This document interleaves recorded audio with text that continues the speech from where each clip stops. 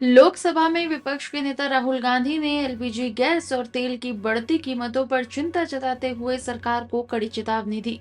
उन्होंने कहा कि गलत विदेश नीति से देश की एनर्जी सिक्योरिटी खतरे में है, जो करोड़ों लोगों के लिए बड़ा नुकसान लेकर आएगी।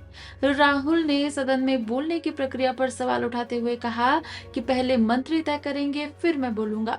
अब तैयारी करनी होगी, थोड़ा समय बचा है। उन्होंने प्रधानमंत्री से तुरंत गहन सोच और नीति बदलाव की मांग की। नॉर्मली प्रोसीजर होता है कि you can ask to talk.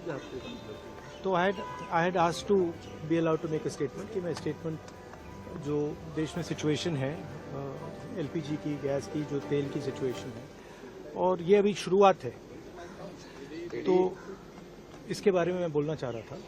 But कोई नया प्रोसीजर चालू हुआ है कि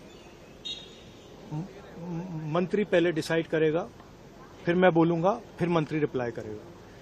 तो ठीक है, let's see what happens. But basically main चीज क्या है, that gas is going to be a problem,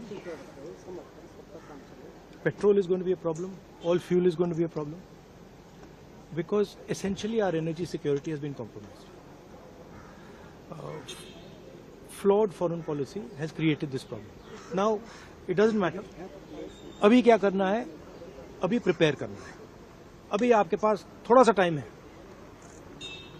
तो सरकार को, प्रधानमंत्री को एकदम प्रिपरेशन शुरू कर देनी चाहिए, क्योंकि अगर प्रिपरेशन नहीं की तो फिर करोड़ों लोगों का जबरदस्त नुकसान होगा। कह रहे कोविड के जैसे कोविड से निपट लिया था वैसे ही निपट लेंगे। राहुल जी वो कह रहे हैं कि जैसे कोविड से it's a much bigger issue then oil is being allowed, oil is not being allowed. This war is fundamentally about the current world order. Right? This is a much bigger thing than Iran is allowing us to allow fuel, not allow fuel. We are going into an unstable time. When you go into an unstable time, you have to change your mindset. You cannot have the same mindset, right?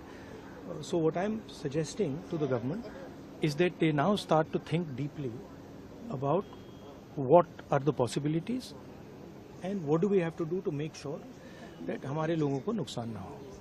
I'm not making any political statement. I'm just saying that I can see that a big problem is coming, right? And सुनिए, और अगर ये Iran के level पे अभी resolve हो जाए, तब भी ये प्रॉब्लम नहीं जा रहा है, क्योंकि दुनिया बदल रही है, स्ट्रक्चर बदल रहा है. तो हमें माइंडसेट बदलना है, और अगर हम माइंडसेट नहीं बदलेंगे, क्लैरिटी से काम नहीं करेंगे, और हिंदुस्तान की रक्षा, हिंदुस्तान को सेंटर बना के नहीं करेंगे, तो प्रॉब्लम होगा. वो तो कह रहे हैं कि ऐसे कोविड के साथ निपट लिए. प्रधानमंत्री ने कल कहा कि ऐसे कोविड से निपट लिए, हम तो इससे भी निपट लेंगे. देखिए आप कुछ भी कह सकते हैं. There is a central problem here, and I've been saying the problem is the Prime Minister is not able to function as the Prime Minister of India, and there's a reason for it, right? He's trapped now.